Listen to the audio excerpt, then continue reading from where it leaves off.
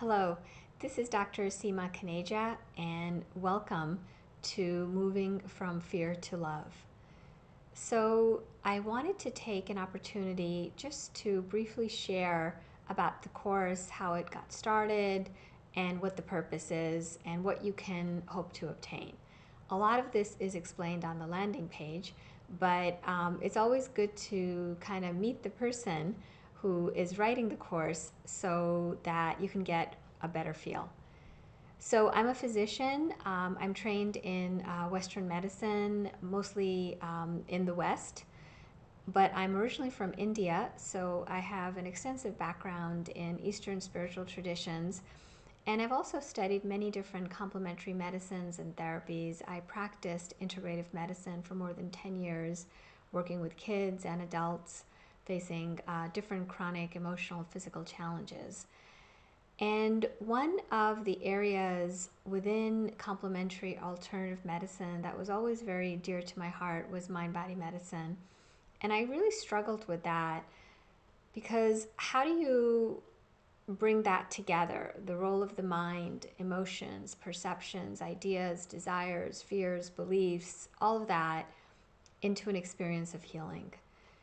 And when I came to the teachings of A Course in Miracles, I really found what I feel is a manual that really shifted my whole practice of medicine as well as my whole relationship to what health is, what healing is, and just how one integrates the ideas of taking care of the mind, taking care of the body, attending to the spirit, all of that stuff, which seemed to be sometimes connected, but I always felt like I was kind of, in this place of chasing health, trying to do all these things and never really feeling a lasting state of inner peace. There was always one more thing to do on my checklist.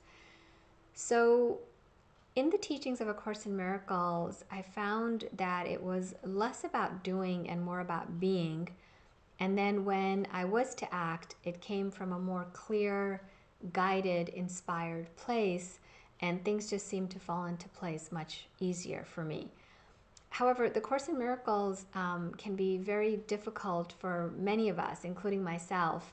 So when I was working with clients facing different challenges, it was hard. It was hard, and I knew from my own experience of chronic pain that when you're stressed out by some sort of challenge in your life, such as pain or some kind of loss or some kind of parenting challenge or whatever it might be, it is really difficult to focus. So I wanted to create a tool that could be easy, that you could just read and you could have a structured way to go through it. And basically, in the end, it would give you what the purpose of the Course in Miracles is really to connect you deeper with your own wisdom. So in this course, in a systematic way, we start first with commitment, which is really the first step, making a commitment to your own healing, making a commitment to show up, to be willing to see things in a different way. Then we move into the process of clearing, and I draw a lot from the teachings of David Hoffmeister and his levels of mind. And we go through the ideas of perception and emotions and thoughts, beliefs, down to the desire. What is our core desire? And then we move into the third part, which is connection. Finding ways to connect to that space of stillness, of peace, of wisdom, really our inner guide, as well as connecting to others around us, but in a new way, from a new reference point. We bring in the teachings of forgiveness, which is really central to the teachings of A Course in Miracles, and the ideas of trust, how you can start to trust in this way that really can be very fearful. How can you let go of our old way into this new way that's sometimes very uncharted, like we're in new territory? We then go into creation, because once we make that commitment, we do the clearing, we have our ways to connect, then we are creating, but it isn't so effortful. It's more that we are seeing things in a different way. So really, the creation is, it was always there, but we didn't see it. And then with guidance, if we are called to create or step into new projects or relationship or whatever it may be, we can do that, but from a place of inner peace. And then there's a part of confirmation, which really is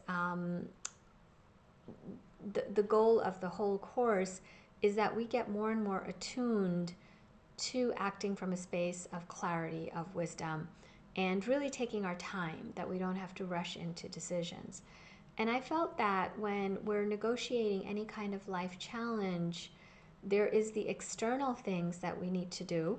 It might be doctors or appointments, or, you know, if we're going through some kind of a loss, maybe we need to find a new job or whatever it might look like. So there's all this external stuff, but there is an internal journey of the mind that if we attend to it in a very systematic way and have a guide, have, someone else with us, then we can really just face whatever challenge we are with greater peace, greater clarity, and often the experience comes to us, perhaps in a different way. The healing does come, but maybe in a different way than we anticipated. But in the end, it seems to be for the highest good of everyone concerned. So I'm hoping that this course will serve as a guide for you, sort of a temporary guide to support you on your journey. There's more written about the course on the page below, and feel free to reach out. You can reach me at seema@coachingforinnerpeace.org if you have any more questions. And we are offering this course freely, Coaching for Inner Peace, which is kind of the umbrella organization, and Shanti Academy is more the online educational resource, is a nonprofit educational organization.